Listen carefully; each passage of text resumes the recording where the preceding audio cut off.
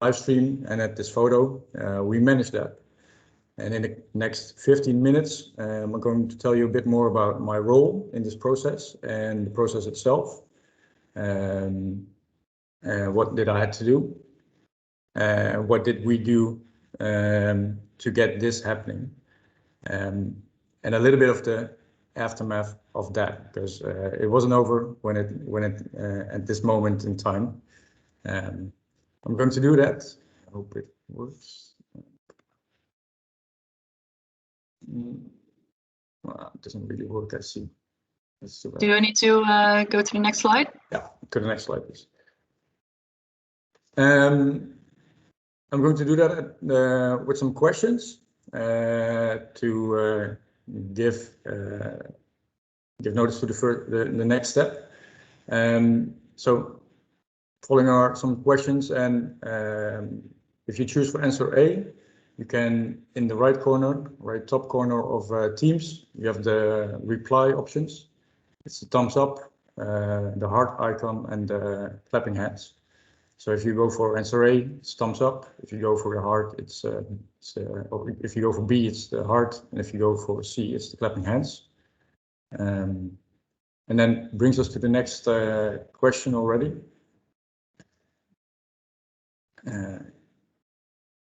Because to understand a little bit of what I'm going to explain in the next few minutes, you have to know what a critical path is. So take a pick. Is it A, the technical most challenging sequence of tasks that must be completed to successfully conclude a project? Is it the longest sequence of tasks that must be completed to successfully conclude a project? Or is it the shortest sequence of tasks that must be completed? See, it's quite mixed, I think. Most are clapping hands and thumbs up. Okay. Cool to see, I didn't know it showed like this. And thanks for the applause, by the way. Yeah, next slide. Because what is a critical path? The critical path, the correct answer was answer B. It's the longest sequence of tasks that must be completed to successfully conclude a project. I made a little slide to show an example. Here we have task A, B, D, F, and G in a sequence. And you also see like a sub path of task C and E, which also have to be completed before task G can begin. But it has a little bit of flow, like we call it. So there's a little bit of time between the finish of task E and the start of task G. So task CE is a subcritical path, like we call it. And the above one is the critical path. And it's important to know that here you have to finish A to start B, you have to finish B before you start D, etc. And that brings us to the first video of our original schedule. It's a video of our, can I just put the nice, yeah, can play it. Yeah, it's a video of our original schedule, like we had in December. And what you see here, oh, it doesn't work. Yeah, there it goes. And it's the sequence of the, why does it still? Okay, play. Let's see if it works this time.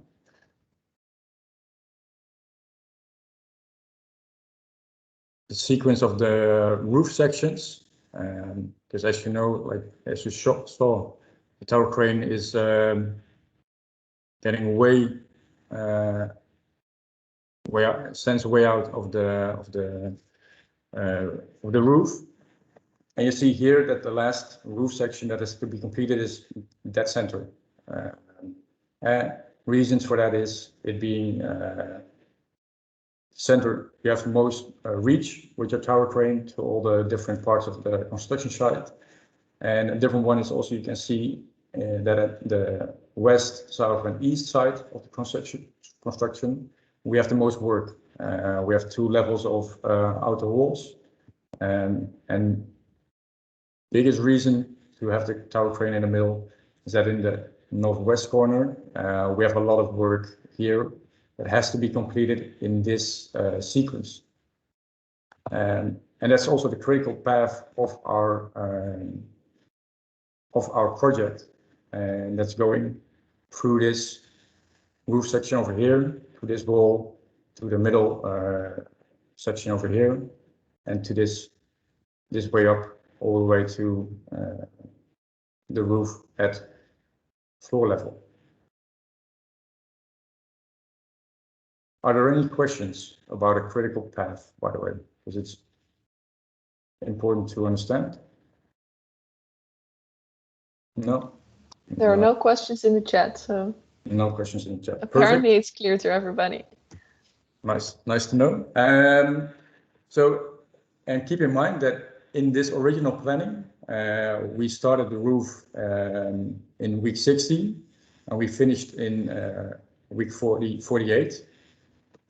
Because then, at this moment, we knew, okay, we have to get another way of getting the tower crane in. We can't do it through here. So what's another solution? And just here at the left corner, there is a little bit of a construction site at the floor level that we can use as a hub for transport, etc. So the most logical solution was to put a help crane over there, like a telescopic crane, to build the tower crane up from there. Yeah. You can see here at the left, there's a little bit of a platform we can use to build it up, but the reach of that help crane wasn't as much as the big crane we wanted to put at the first time. So we had to think of a different solution, and as you can see here, we came up with the solution of putting the tower crane on the rails. So we built it up way here on the left, put some rails, and the rails will extend furthermore, so that the tower crane can drive from one side to the other side. But this made it difficult, or the complication with this solution was that we also had to take it out from this side again. And as I showed in the video of the 4D planning, 4D schedule, this is also where our critical path is. So me and my team project leader, we did a first impact analysis in our Christmas holiday, and that's like next. Yeah, this one. On top you see it's BL16, that's baseline 16. That's the planning like we had in December, and the top, the bottom half. So this part is our quick impact analysis of the critical path of this new solution to getting the tower crane out again. And so we had to make a decision, like what are we going to do? Are we going to make, is it wise to put the tower crane in if we know we have a delay because of this way of building it up? So we made a trade-off matrix. I will tell a little bit more about it later on. But in this process, we had to get it in because our main contractor, like the chief of the construction site, said it had to be, because else the delay would be even more. To go to the next part, I was wondering if you can make a guess about how much delay we got from building up the tower crane this way. A lot of hearts. Okay. Okay. I think for the most part it was hearts, 2 months delay, but also saw some clapping hands, and that's the right answer. It's C, because not only did we had to build it up in a different way, and that impacted our critical path, it also we also didn't have the tower crane for a set amount of time, because in the end, we built up the tower crane, I think, half of March. So for almost 2 months, we didn't have the tower crane. So those two combined made it a 3 months delay in total. So at that moment, we had to renew. No, my next slide is the reason why, because I have a short video too of what changed in our schedule that made the 3 months delay on the critical path. Like I said, we had the critical path in the northwest corner, top left, and where we wanted to finish with the tower crane here, we now had to take it out from this side, and so we had to get this this roof section as last. So here we have a moment that in week 44 that our roof section is finished and we can continue our critical path, even though this part is already finished. So that made in a large part the 3 months delay. Yeah.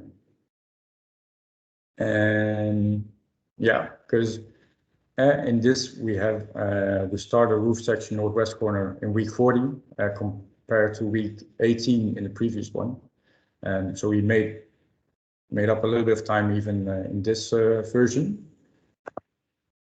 So you had to change the whole like sequence of your activities. Yeah. In order to deal with the like alternative for the crane.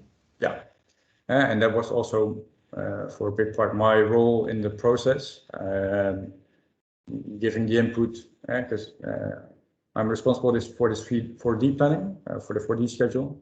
So the biggest role I had was giving the input for the schedule consequences of this new way. So at this moment, we're talking about March, we had the tower crane in.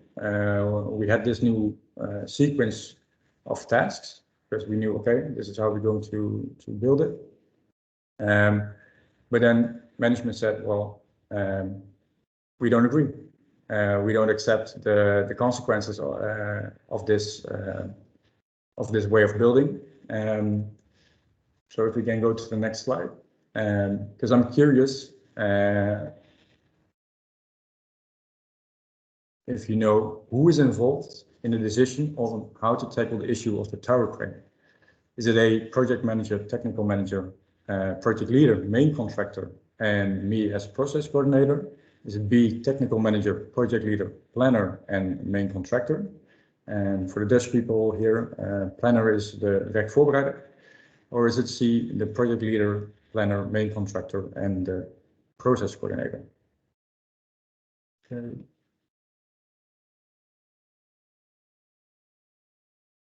It looks to be a 50-50 between A and C. No love on this one. Okay. The correct answer is A.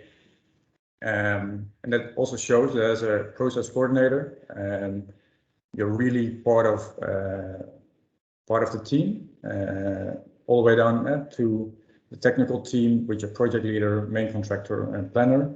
But you're also at the table with your project manager, technical manager, and project leader. And because a 3 months delay is also a delay in not only time-wise, but also cost-wise, because every week you have to keep your staff, you have to keep your construction site open, you have to rent your materials, stuff like that. So it's a big impact, not only scheduling-wise, but also organization-wise and money-wise. So we made a trade-off matrix, like I said before, to help us make a decision. Over here you see the three variants we made to getting the tower crane out again, A to B. And in this trade-off matrix, we quantify not only the cost for the delay, but also the technical cost, but we also quantify the technical difficulties for each solution. Organization-wise, we look at how difficult it is to prepare the solution. And also for me as a process coordinator, like I said, I'm mostly involved for the scheduling impact, but also I'm looking at or I'm helping management and project leader to get a good impact and quantification of this trade-off matrix. So yeah, to get back to the case, we had to find a new solution of now. We had the crane in. Now we had to make a decision on how to take it out again. So on the next slide, the question is, how are we going to take out the tower crane? Is it A, by air, through a helicopter, for example, B, by road, like we slip it all the way on rails to the other side of the crane or the construction site, or C, over water?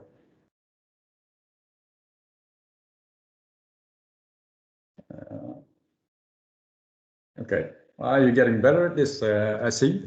Because the correct answer is answer C. We're getting it out of the water this time. On next slide, we have the live feed again. Yeah. Because then I can show a bit better what we're going to do again. Where's my mouse? Well, here it is. What we're going to do, like I said, we're going to extend the rails a bit further until this point, and then it's going to drive around for a few months, getting also during construction. It's picking up the materials over here, drives over here, puts it down, etc., etc. Yeah, but I guess you paid attention because we don't want to get it out over here because that's our critical path. Here is a lot of construction too. You have to get it all the way to floor level. And over here is just one level of building, just the bicycle park. So what we're going to do is at the last moment, we're going to put the crane somewhere about here in the middle again.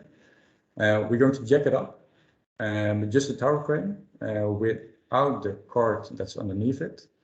We're going to lay a new track perpendicular to this track, turn the wheels, and we're going to drive it all the way to the kissdam, as we call it. I'm not sure what it is in English. If you want to know, ask in the chat. I will look it up at Google Translate.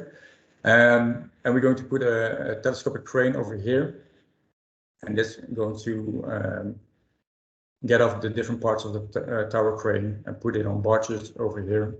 You can see it a bit. There's water, and we're going to transport it out under the bridge to the harbor area where we have a transport hub. So as a last slide, I have how it's going to look as in the 4D planning again.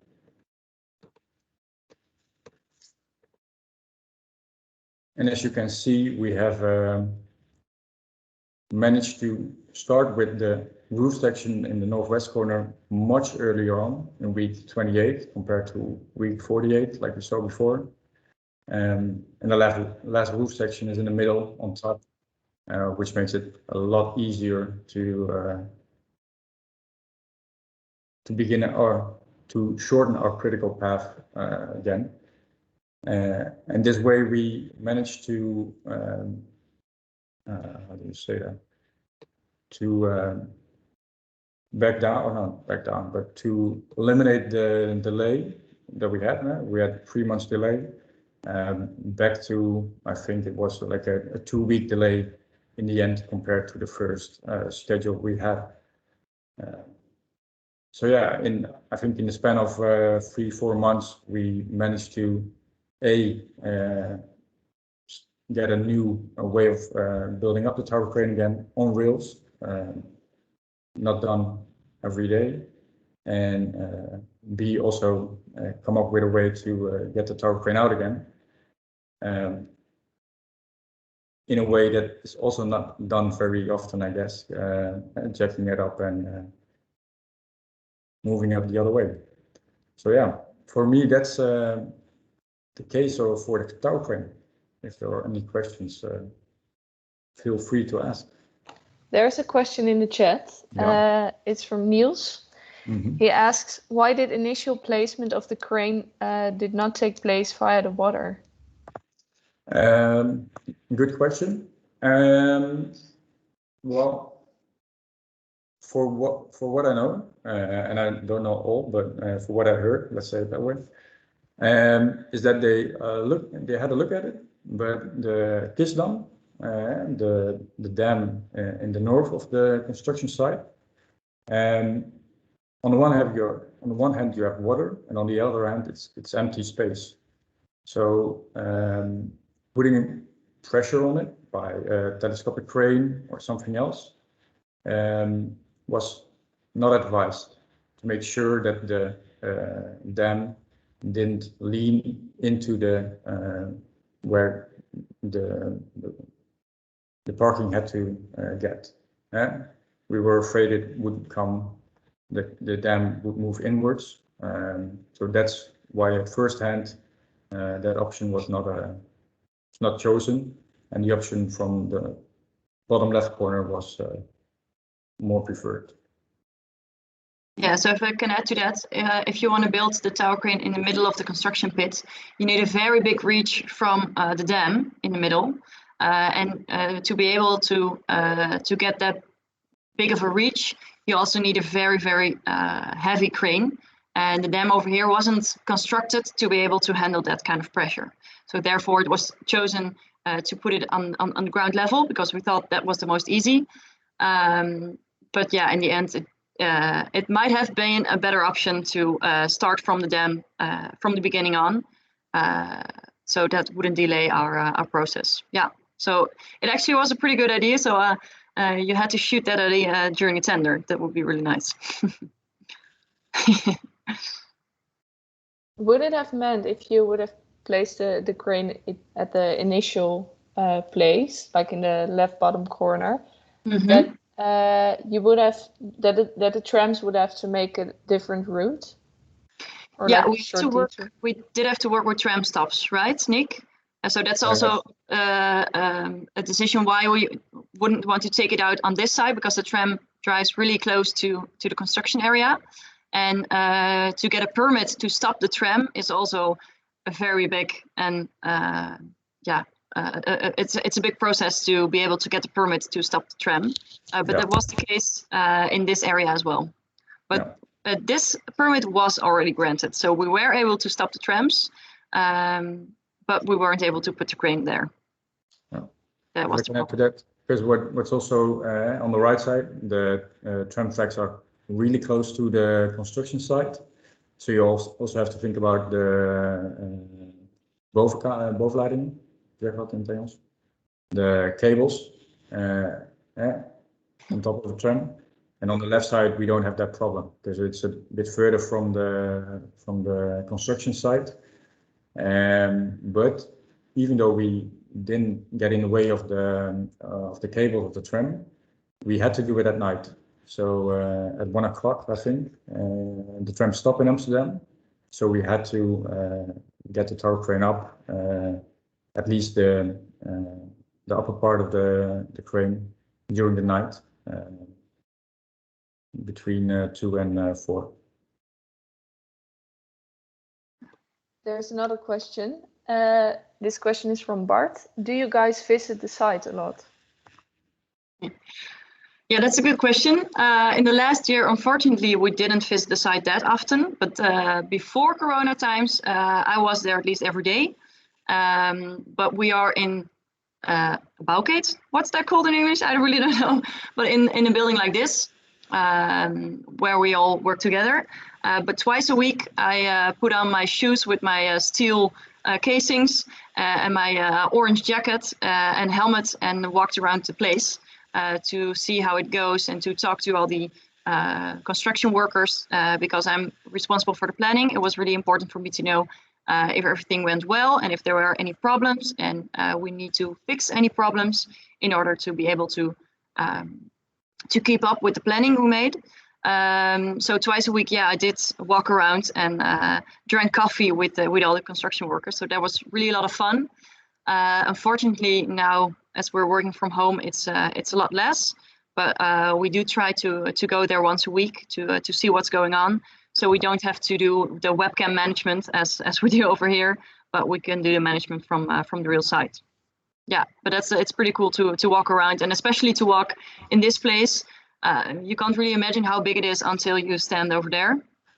From here, you can't really envision how big it is, but it's 100 meters wide, so it is really pretty large. And to see the tower crane in the middle, that's pretty cool.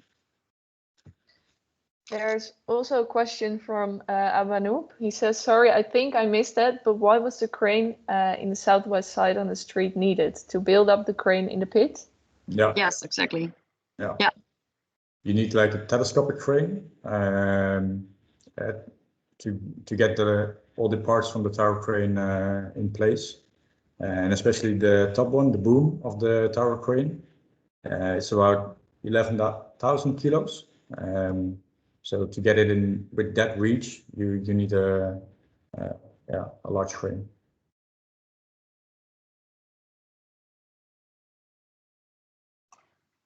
No further questions? I see no other questions anymore. If you want to know anything about County Cooper itself, or what it's like to work there, or not especially about the case, but any other questions are welcome, of course, as well. But also, as in 2 weeks, you got the case, and I think Sander and Lisa will be there as well. At least I hope. So if you have any other questions about what it's like to be working at County Cooper, you can always ask them, of course. You're surely free to ask. There is another question. Niels again. How do you keep track of progress on such a large-scale project? Well, Annemieke, I guess that's a perfect question for you to answer. A question for me, as I'm responsible in the end for the planning. But as I explained, or as we explained, in every 5 teams we have one process coordinator, and the process coordinator is responsible of keeping track of the planning. So every 2 weeks we sit together with our project leaders to find out if the construction works that needed to be happening in the last 2 weeks have happened, or that there's any delay in the construction works, but also in the design and also in the preparation, if all the plans are being written, or if every permit is granted. We do that every 2 weeks. And Niek does the part of the bicycle parking area, and I do my part for my 2 teams. And then together, we sit together once a week or once every 2 weeks to talk about the integration of everything. Because as you can see over here, the sheet pile walls had to be inserted first before the construction of the area inside could happen. So if there's any delay in the preparation of the sheet pile walls, then the construction team wasn't able to pour the concrete in the construction pit. So we, as the planners of the different disciplines, always work together to see if a delay in one team has an impact on another team. And so the first thing actually we do in the morning is open the planning every day to see how it's going, and every 2 weeks we update the planning to see if everything is still going all right, or we need to make any decisions to speed it up or to escalate it to the project management team. If the problem can't be fixed by us, we tell the project management team and eventually the project manager, like, this is the problem.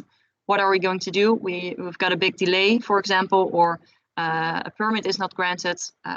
What can we do? And then eventually a decision will be made, and we will update the planning by what decision is made. Yeah, if I can add something to that, we use software tools in which we build up the whole planning. So we insert all activities with certain start dates, end dates, and with that you can also track your progress to see if you have a delay on a certain activity, what it means for the other activities to finish or to start or whatever. Yeah, and maybe that's a good example in one of the previous slides. This is of course a really simple planning, but if we see in week 20 that task A delays and task A, for example, takes until the end of week 21, then the software we use automatically calculates what happens to the planning and shifts task B to the right to week 22, and then on and on and on. So that will eventually make sure that task G does not finish in week 25, but in week 27, for example. But our planning, to give an idea, is about 5,000 blocks instead of only 7 over here. So it's pretty difficult. There's another question from Anouk. She asked, why was it known so late that you wouldn't get a permit for the crane? Nix, that's a question for you. Yeah, I was afraid of. No, really good question, Anouk. I think it is, there are two causes to why because we didn't know it late exactly, and we did at the same time. So first, it's a big and complex project with a lot of stakeholders. So to be honest, I think we asked this stakeholder, Waternet, too late. We got them involved too late with the process. But I think around November, we got the signs that they weren't going to give the permit. And secondly, we tried till the end to make it happen. So even though we already knew in November that it wasn't like we would get the permit, we still tried everything we got, because it was such an important moment to get the tower crane in the beginning of January. So yeah, that's why. And Niels also has a question about the video you showed. He asked if it are the BIM 4D videos. Yeah, so it's the 3D model linked to the planning, to the schedule, to get the time aspect of it too. So yeah, that is the 4D. Who's responsible for these 4D plannings? I make the 4D plans for the bike parking.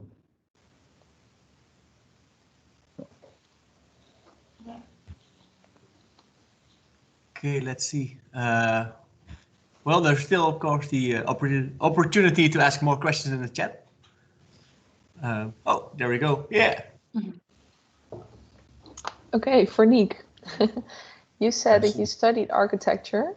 So why did you choose to work at this company rather than architectural company? Shanika, thanks for your question. Really nice one, an interesting one.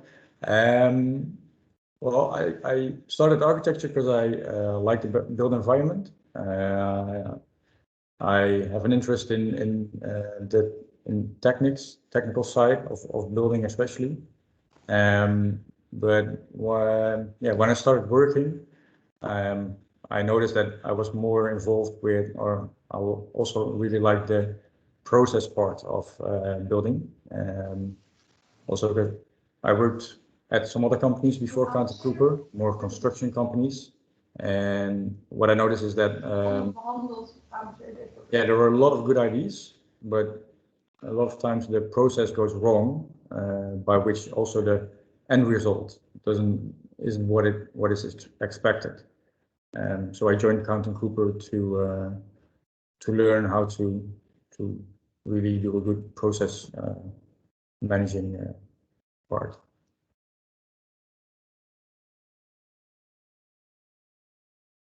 I hope that answers your question.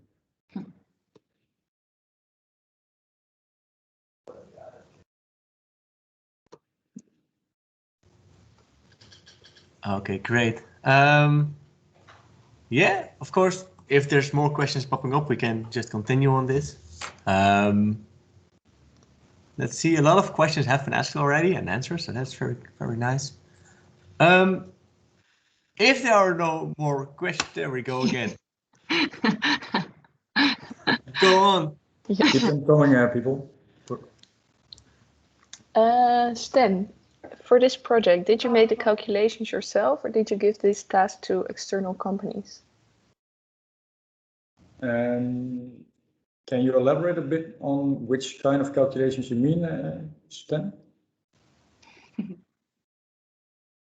If you mean the calculations for whether the ground is able to handle the pressure of the crane, for instance, that's done by an external company.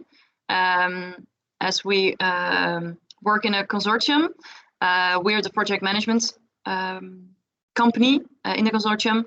Max Beugel is the construction company, and of course we have some other companies in our consortium as well, which do, for instance, the design of the entire project, and one company does the calculations for the ground, and so we have different companies involved in their expertise, but the calculations on how long it takes to build the planning, that's the calculations that we do, as we are responsible for the planning itself. So hopefully one of those two were your questions, and they're answered right now. So maybe with this question we can close it off. Yeah, I don't dare to do it anymore. Well, if there are no more questions, but if you have, go ahead again, sure. Yay! No way. Oh, cool. Yeah. Thanks. All right. Cool. Thank you very much for this lecture. Well, I think and that accounts for the amount of participants on this lecture. Well, many of us know this construction site. If you visit Amsterdam, you visit the site. That's how it goes. So very nice to see how this works behind the scenes. So yeah, thank you very much for that. For the first year students, of course, you get one of those glorious My Future Activity points. I've sent the link to the form in the chat, so it will appear in a bit. If you have any questions, let me know. I will get you in contact with Count & Cooper, or save them for the case in 2 weeks. It's on the 19th of May. Yep. So hopefully we'll see you again at those times. Thank you very much, Count & Cooper, all of you, one more time, and thanks for the participants for participating. Yes, thanks, Annemieke and Nick. Very nice. Yeah. You're welcome. Thank you. Well done. Mm-hmm. Thank you, guys. Interesting lecture.